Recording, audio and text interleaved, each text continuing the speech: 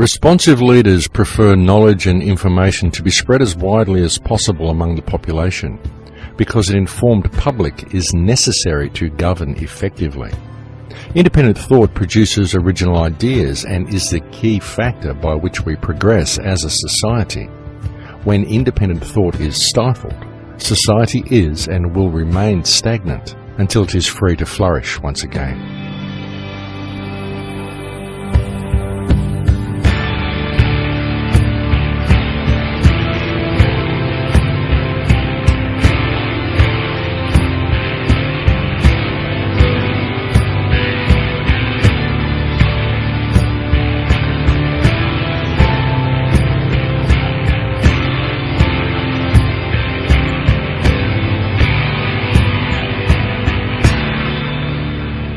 And that was said by Teresa Stover. Welcome to Surviving the Matrix, ladies and gentlemen. My name is Maxwell Igan. It's a pleasure to be with you once again, and I will be your host for the next hour. Independent thought truly is one of the greatest gifts we have been granted as conscious beings, and it is truly one of the greatest threats to the status quo. Independent thought is, in fact, something that the government just hates. They really don't like people to think independently, because when people think independently, they become creative, which means they start having new ideas, and the government doesn't like new ideas because new ideas represent change, and change may threaten the government's hegemony. And this is why the government works so hard to homogenize the population through the education system. You see, the government only likes new ideas once it has regulated them and controlled them and is able to tax them. And it certainly isn't interested in people simply being creative for no reason, or for reasons by which they are not able to profit or use the idea to extract more wealth from the people. That, of course, being the purpose of governments, i.e. to extract the wealth of their employers and reduce their employers to the state of abject poverty that we are fast seeing become manifest across the Western world. And I say the Western world because it isn't happening entirely across the planet. They are allowing certain sections of the population to obtain more wealth while they reduce different sections of the planet to poverty. And I'll return to this in a little while and discuss that a little bit further.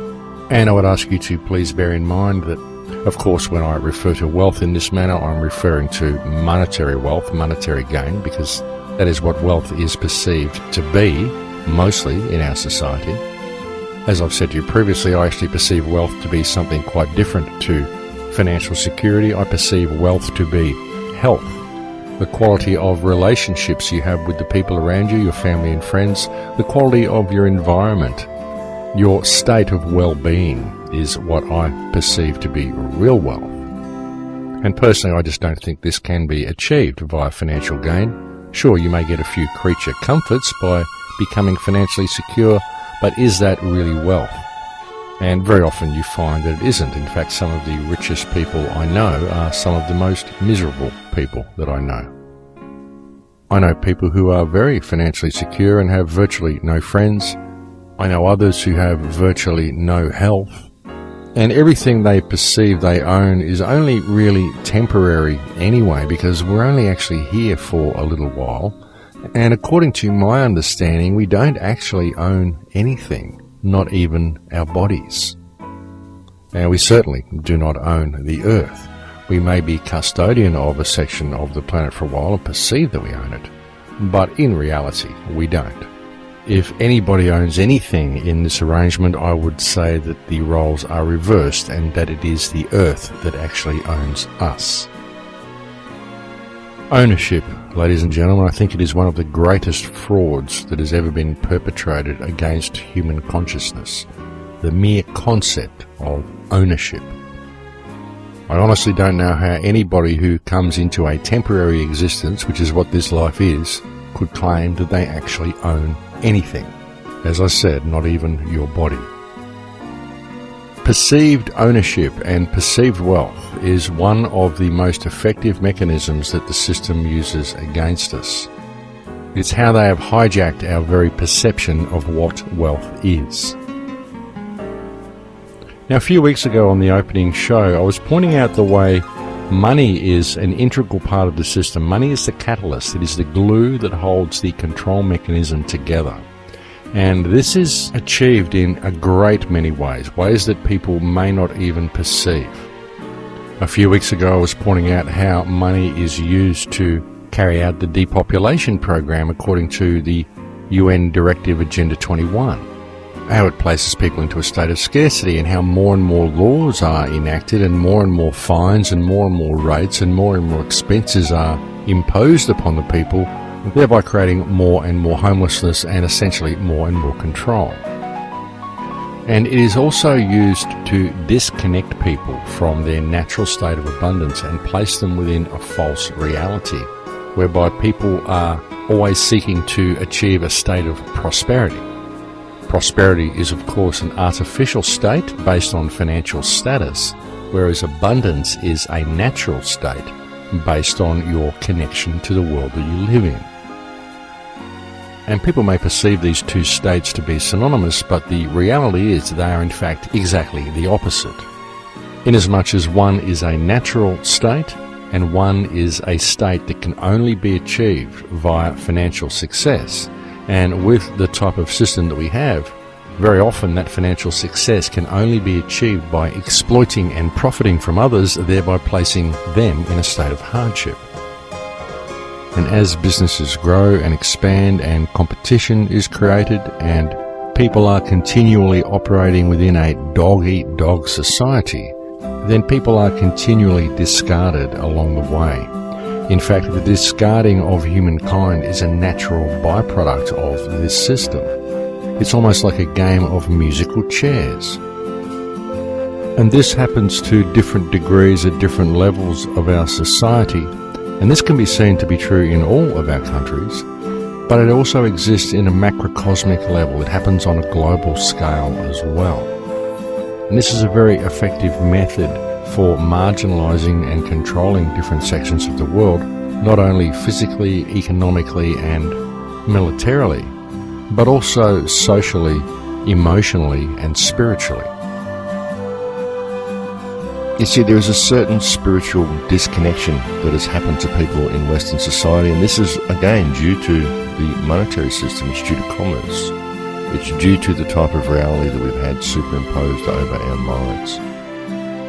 And one of the main goals of those who are currently in control of this planet is to spiritually disconnect those people who are still connected.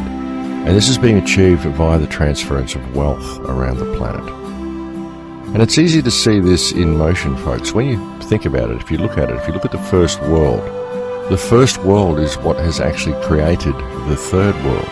Because if you look at it, the wealth of Western nations has been achieved via the exploitation of other countries, which has thrown these countries into abject poverty. But it's only been able to do so due to the imposition of a commercial model, an economic system, monetary system, over the consciousness of the people within these countries. These used to be tribal cultures. These were cultures that were connected to the earth, connected to nature, connected to themselves. And then suddenly we come along and we start trading pieces of paper and pieces of metal with them. And suddenly they need this paper and metal to have access to the abundance that is all around them. And thus they're placed into a state of scarcity. And this is how it works. And it's easy to see that the poverty that's been created in the third world, indeed the third world itself, has been created by the first world. In fact, the creation of the third world is a natural byproduct of creating the first world. Even the concept of having a first world, second world, third world, fourth world scenario based on your degrees of technical achievement is completely and utterly ridiculous, but that's just the way we've been trained to look at things. But look at what the first world is. I mean, for all of our technical achievements, look at what we actually have here in the first world. Look at the quality of relationships. Look at the quality of life in the first world. And don't base that quality of life on people's social status or financial status or material wealth. but base it on the quality of their lives, the quality of their relationships, the quality of their access to the abundance around them. Because when you look at things from that perspective, what you find is that the first world is actually quite wealthy in terms of material gain or economic value, but it's actually very poor in terms of spiritual value, in terms of emotional value, in terms of quality of connection to people around you, and thus quality of life. In the first world, we base our whole existence on social standing and financial gain and financial security. We want to live in a nice neighbourhood and have a nice house that compares to the neighbours. We want to impress our neighbours. We want to have families. We want to have nice kids. We want our kids to achieve things in their life. But because we are kept in a state of scarcity in our lives, of course, once our kids are old enough to work, we want them to leave home. We expect them to leave home. We send them out into the world and we discard them. This is what we are trained to believe is standing on your own 2 feet and going and making your own way in the world. And we believe this to be a good thing, when really all we are doing is pushing our children out to now function within a system of debt slavery. And of course, very often our children repay us in kind, as when the parents get older, the children then discard them by placing them into nursing homes. And the children very often do this because it is simply the most cost-effective method of dealing with the parents. And also because usually in any family situation today, you've got both parents in the family working simply because they need to in order to keep their head above the ever-rising debt that this society lumps on them. This, of course, disconnects them from their children. The children are forced to go into daycare and are looked after by the school and trained to be functional little cogs in the big machine, while the parents are too distracted. And if the parents do have to spend any time with their children, very often they just plonk them in front of the television and let the television educate them. And of course, they can't even think about having their parents home to look after them at the end of their lives because, as I said, it's not financially viable for them to do so. And of course, they don't really have any caring skills because these sorts of skills are being bred out of people through the education system. It's much easier to buy care or to hire care now than it is to simply do it yourself. And you can't even get a friend to come and do it and look after your children or help out around the house these days because they're not able to do it without a government-approved ticket. So this has very, very effectively broken down the family unit and broken down people's relationships with each other. And this is all a result of the commercial system that people are required to support. You see, you introduce this commercial system, you make it kind of work okay for a while, and then you just start raising the prices, raising the bills, bringing in more and more legislation, and eventually you've got people running so fast on the treadmill that they don't notice what's going on around them. The entire family unit's been completely broken down. People are completely disconnected from the earth and from any spiritual understanding of themselves, and life is all about rushing to get things done. And really, when you look at Western society, you've got millions and millions of people running as fast as they can, and when you step back and look at it, they all appear to be living lives that are completely and utterly irrelevant and going absolutely nowhere, and it's all designed to support an economic model that they believe is real. And that is the first world. And most particularly the type of societies that we see in completely westernized countries such as Britain, America, Australia, New Zealand, virtually anywhere that the Crown has touched. And we see it in other countries as well, though not so much in Europe. In Europe, we still do see reasonably strong family connections in Europe. Very often, families will build large houses that they can house their children in so their children don't have to leave home. Then they'll build little units and granny flats on the side of their houses to put the children in when they do wish to leave the main house, so that they're still under the wing of the family, the protection of the family, and they still have the support of the family. And then when the children get older, they'll move into the big house and put the parents into the little granny flat on the outside so that they can look after them. And this is a very practical way to live in a civilized world, but in countries such as Australia, England and America, it's viewed as a very strange thing to do, to keep your children at home or to encourage your children to continue to live at home, because we believe that success is to go out and make your own way in the world. But as I said, that's simply because we've been trained to think that way, when really all we're doing is pushing our children out into debt slavery. But that's basically the first world in a nutshell anyway. What we have is a society which is quite technologically superior, but the cost of this technology has been for this society to lose most, if not all, of its spiritual connection. And of course, when I say this, I'm generalizing because there are still people within the society who are quite spiritually connected. There are many people who live within Western societies who just look around them and can't believe that this all exists, and can't understand why other people can't see through the facade the way they can. But as a society in general, we have absolutely lost all spiritual connection. Not so in the third world, though. In the third world, there are vast sections of population that are still very, very connected. There's a lot that are becoming westernized very fast, but there are still large numbers who are very, very spiritually connected, who have very, very strong family ties, and who have very, very supportive communities. And many of these people live in abject poverty, but they are the most caring, most giving, and most supportive people you'll ever find. These people on a spiritual and emotional level have an extremely high quality of life. They may have a very low quality of life on a physical and environmental level, but again, this is simply due to the imposition of the economic model over their reality, and due to the fact that the first world has been created by exploiting these cultures and then enslaving them to a commercial system designed to place them in scarcity and to keep them there until those who control the system decide they wish to do something else with these people. But still, in comparison to the West, at the moment, even within the abject poverty in which these people live, they are still a very spiritually connected and family-oriented culture. But while all this is going on, and while the quality of life around them has been lowered to such an extreme level, there are younger generations growing up within these third world countries, and they're getting a view of the Western world presented to them by the West, and they view it very differently to the way people do in the West.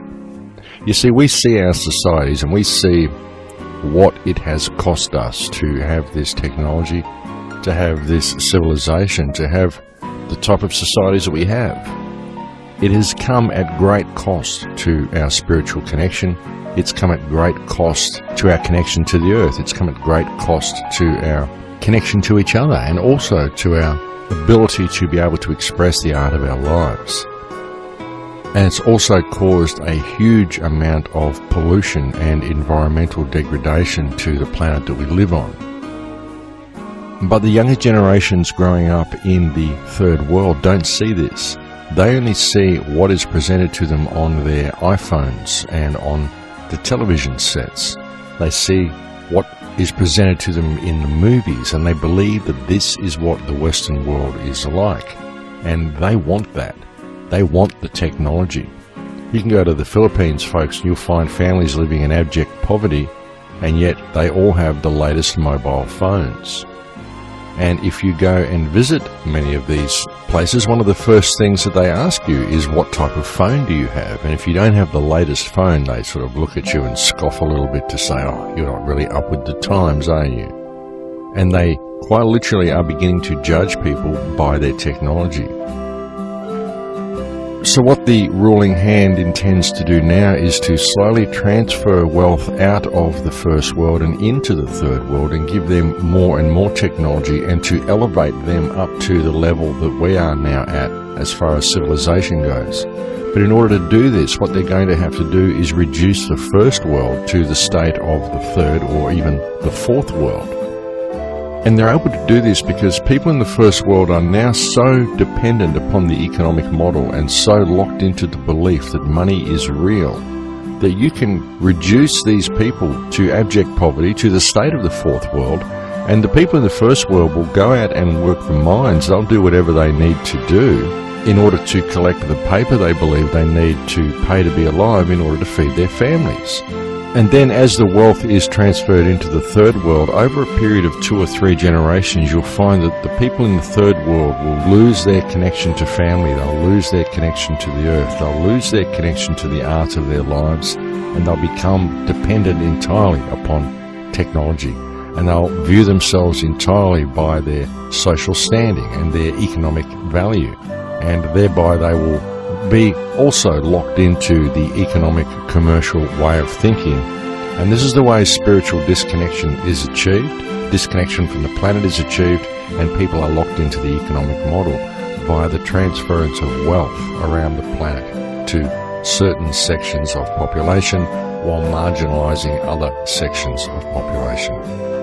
This is how the control grid is being put in place. And this has been going on for a very long time, ladies and gentlemen. If you'll notice, back when the Crown Corporation was first formed in the Vatican by Pope Boniface in 1302, I think it was. Well, 1302 is when the Unum Sanctum Trust was put in place in the Vatican. And I believe that over the next 150 years, there were 3 more trusts that were put in place, the first or second of which effectively created the Crown Corporation. And what the Crown Corporation did was it went out and decimated all tribal and native traditions it could find all around the planet.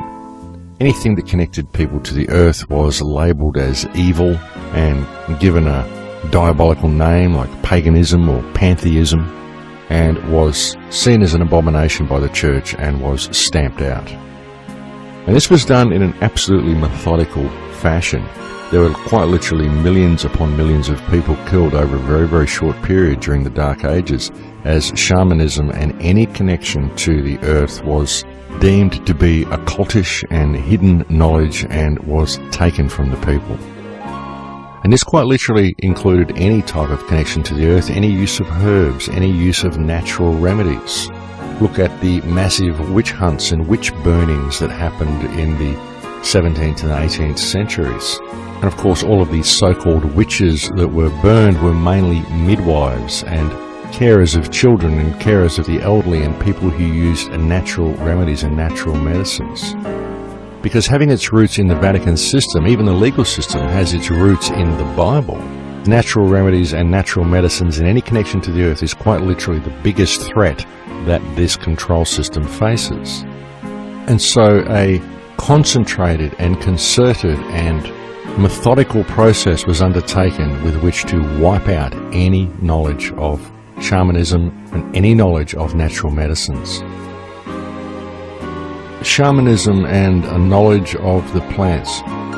Were people to reconnect to their shamanistic traditions and regain the knowledge of the plants and regain their connection to this earth, then this control system would collapse in a single day.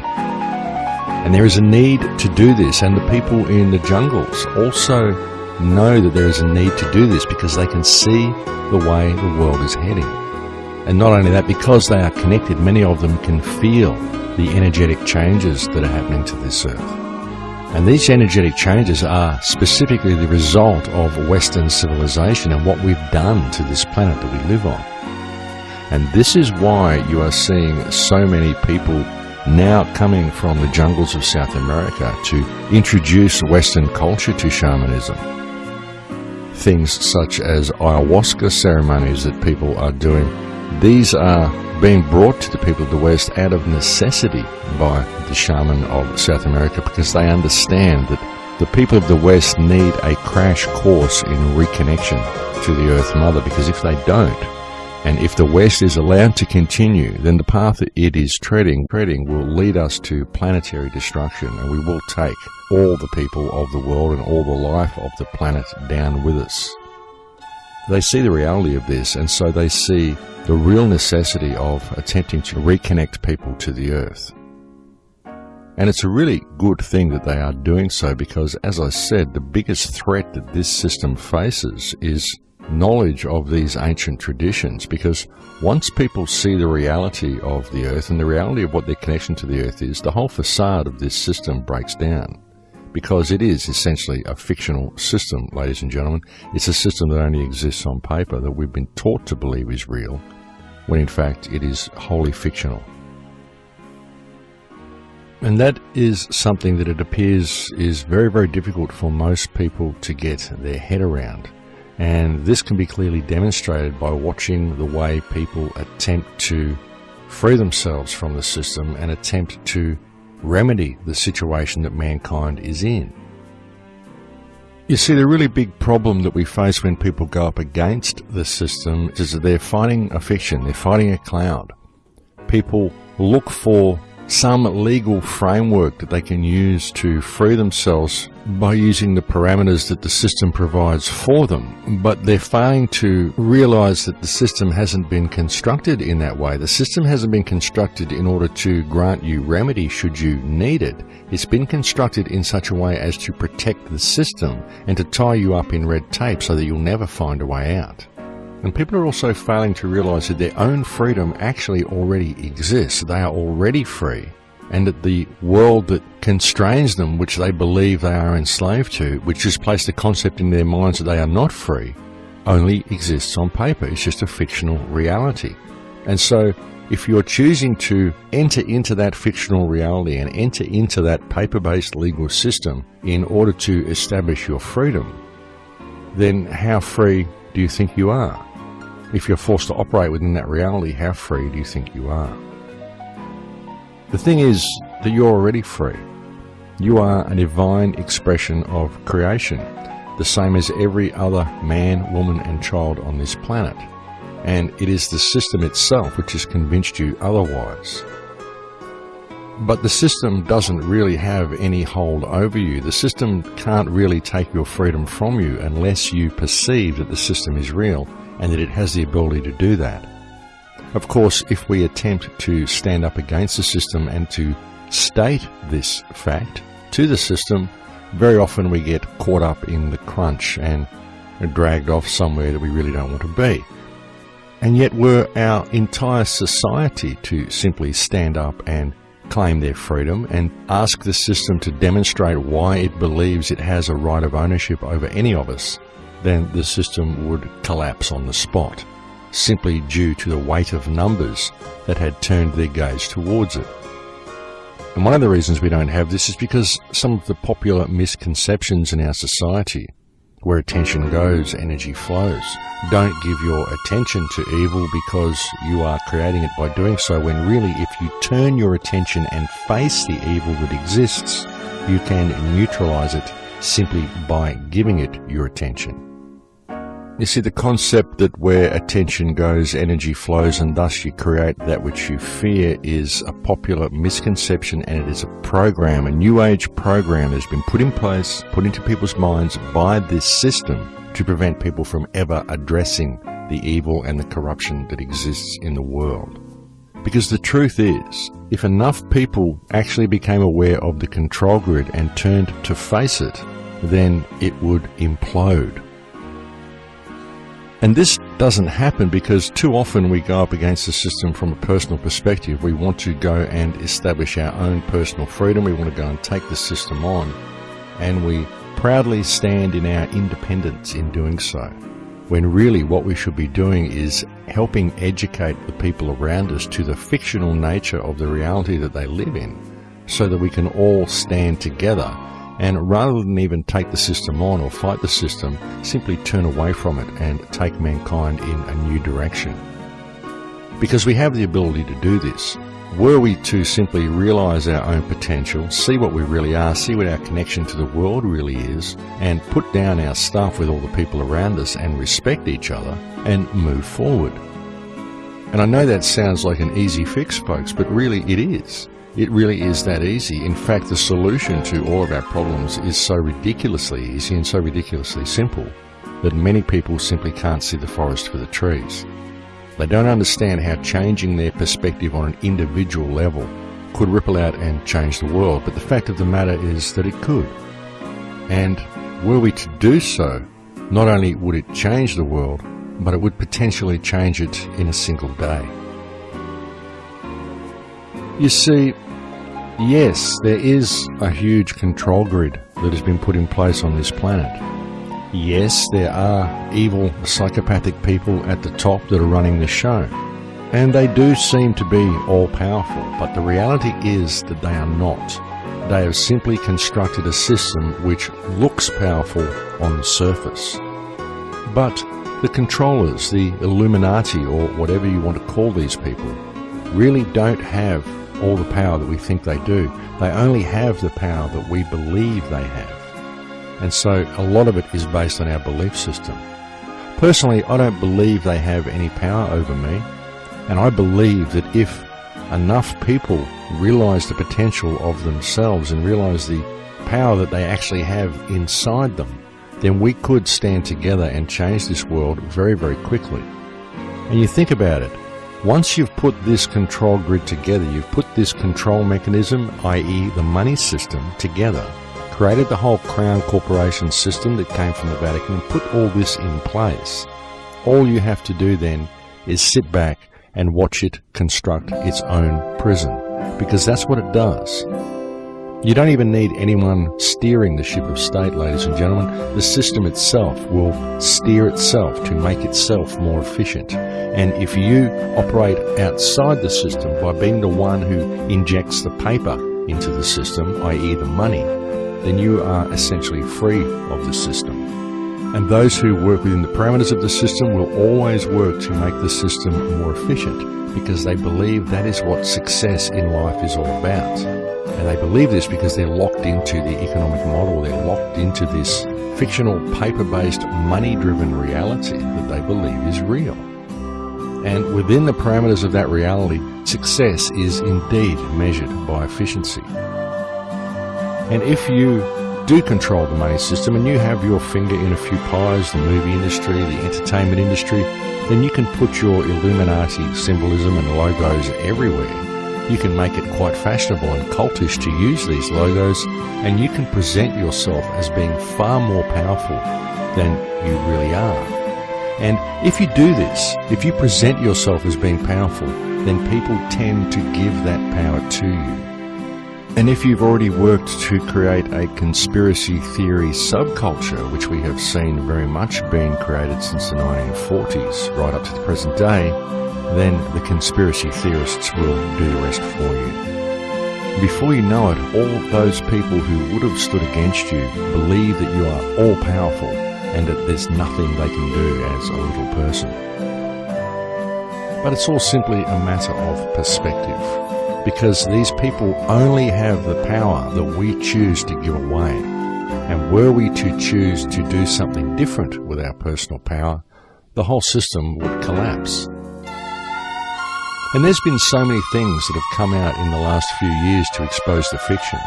There's been the whole free man movement. There's been all number of people working to expose the fiction in every single way that they can. And still people are operating within fictional parameters. Still people are placing value on their birth certificates. Still people are placing value on things that are written on paper, when really they're just words on paper. They're not real. They're not living, they're not life, they're not something that you can eat, they're not something you can talk to, they're not something that has emotion, they're not something you can feel a bond to. They're simply words on paper. And what are words, my friends, but spells? They're illusional, they're just things that we made up. A fictional, paper-based reality. The thing is that ultimately, the only system that will ever be able to control us is a system that we believe is real. And that's what we've been tricked into, believing that all of this corporatocracy around us is real, when in fact it's simply a product of our belief, it's a product of our imagination.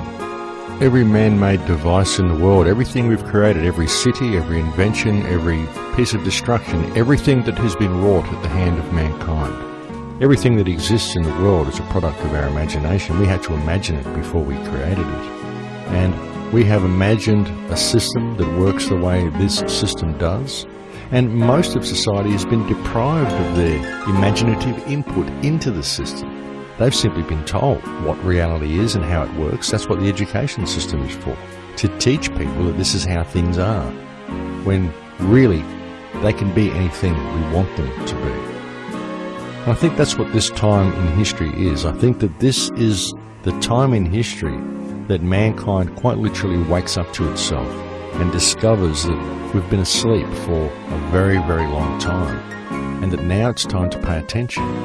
Now it's time to set the world straight, to set human consciousness back on the path to creativity, which is essentially the path to freedom.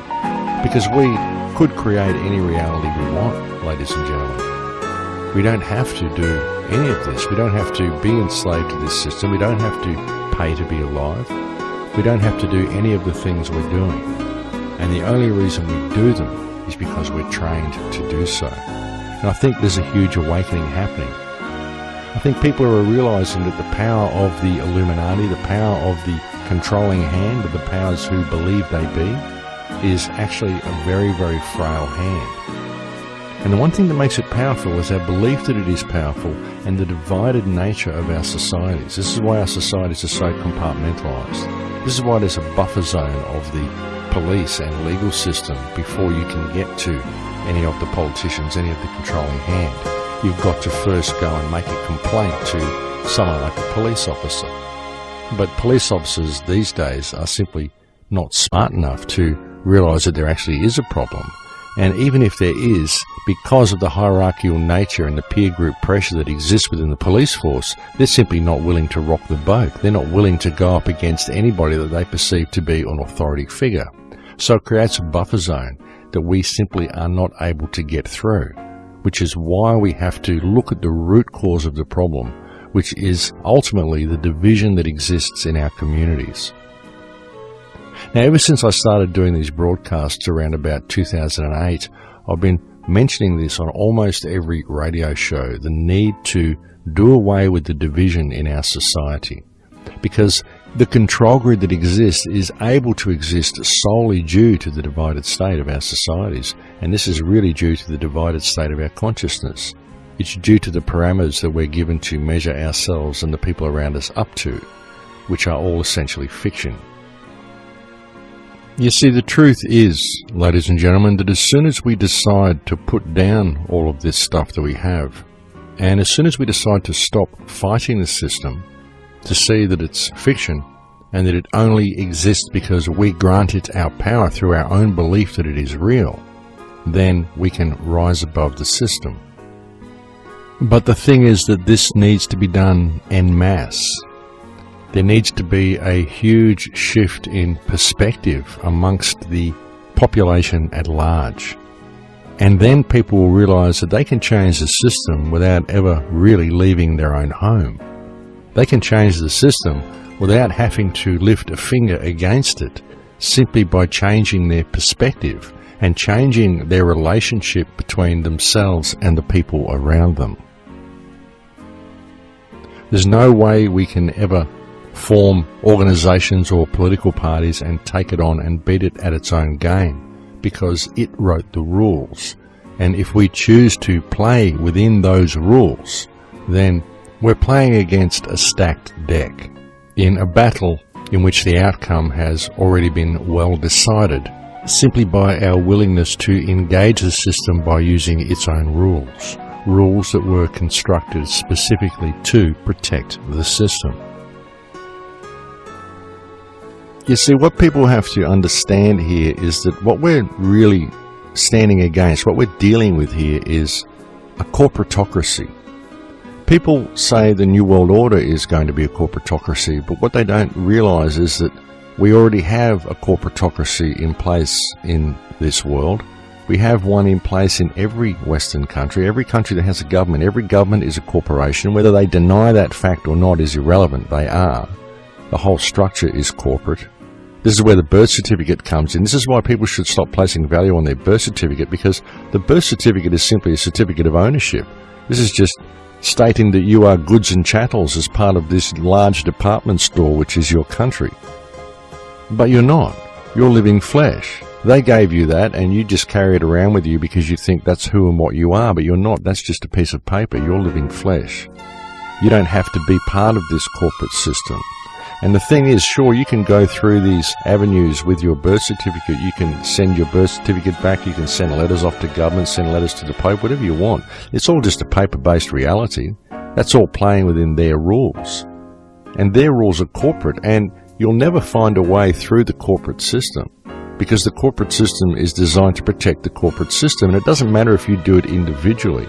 If you do it as one individual, well, you're still leaving the system there. All you're doing is denying yourself all the services that the system provides for you, and you're leaving the system there to continue to destroy the world.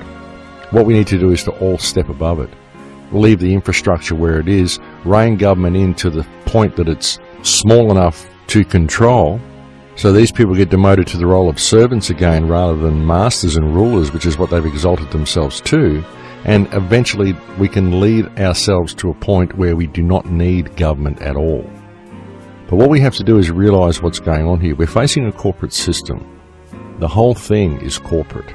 And all the New World Order is a consolidation and a corporate takeover of all the smaller corporations, i.e. countries, into one large conglomerate.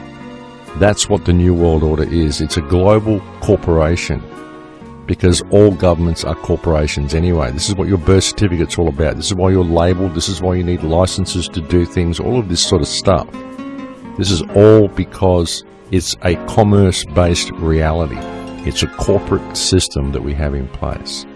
This is key to understanding why everything is the way it is. What the police are for, the police are just there to enforce corporate rules against you.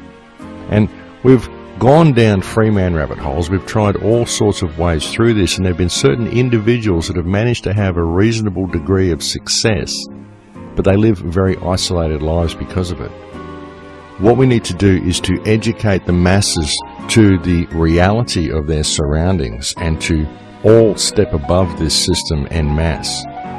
We cannot continue to support this system. We cannot continue to support a system that demands permanent economic growth when we live on a planet with finite resources. It simply cannot be done. This is why our corporate system functions in a manner of planned obsolescence. In other words, we make everything to break. We make everything with a limited lifespan because we need to support a system of economic growth. And so all we are doing is pulling resources out of the earth and turning them into huge piles of garbage. That's what we are doing, folks. We are turning the earth that we live on into one huge garbage pit in order to support a fictional economic model that has been superimposed over the mind of mankind. And it's about time we woke up to it. And we don't have to use the parameters of a paper-based system to find remedy from this situation. All we have to do is to rediscover ourselves and to respect each other. I firmly believe this. This is the key to the whole thing. We've got to stop addressing symptoms. We've got to realize that all of the symptoms that we are facing are all symptoms of a larger problem.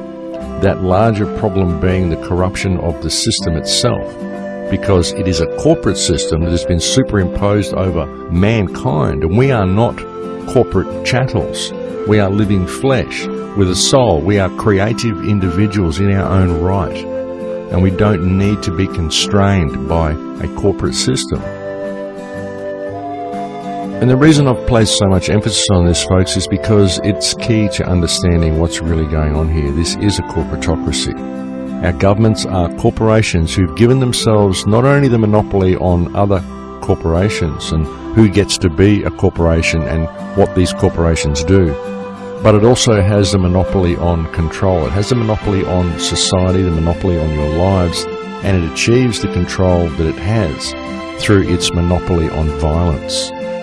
Police can do anything they want to you, and if you defend yourself against police brutality, it's seen as assaulting a police officer or resisting arrest, no matter what they do to you. This is a monopoly on violence, and it is hideous what humankind has suffered at the hands of this corporate system. But that's what we have, and realizing that it exists is half the battle. 80% of the battle is realizing that this system is there. Because once you realize that it's there, you realize that you have the power to step above it. The important thing is to also realize that the best way to do it and the most effective way to do it and the only way we will ever have any real success is if we can do it en masse. And if you look at this, you'll soon see that all of the division that you believe exists between yourself and your neighbours and the people around you is all a result of this system. All of it is fiction. None of it is real, and all of it is designed to keep you divided so that we can never turn en masse and address this situation. But it's extremely important for people to realize that this system is there, and that the reason it's there is because we do not understand who and what we are. Through a government-controlled education system, we've been trained to give our power away. And worse than that, what we are actually doing is we are giving our power to our servants. Now, if you lived in a mansion and you hired servants to come and look after your house, and suddenly the servants started telling you which rooms you could go in, which furniture you could use, which entrances you could use, which side of the path you had to walk on, and then started fining you and taking your possessions from you if you broke their rules, you would very quickly fire those servants. And yet, in regard to our countries and our lives and our very existence and our social structure, this is exactly what has happened. The servants have taken over the mansion, and now they are stealing the wealth. They're stealing the cutlery, they're stealing the silverware, they're selling off the furniture, they're trashing the garden. And we have the power to address this situation simply by paying attention to our surroundings. But again, it's got to come down to respect. We've got to find a way of breaking through these walls of division that exist in our communities. We've got to find methods of empowering our communities.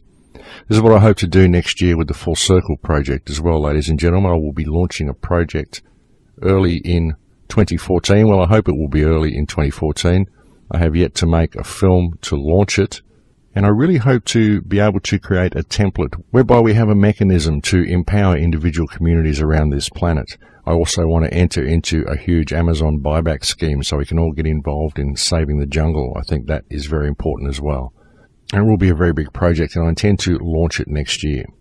But we are at the end of the show here now, ladies and gentlemen. Thank you very much for joining me today. It's always a pleasure to have your company.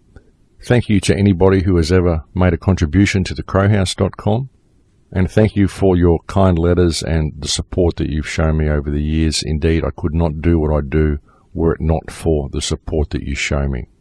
So thanks again. But that is it for me, ladies and gentlemen. I will look forward to speaking to you again next week. Please take good care until then. In Lakesh.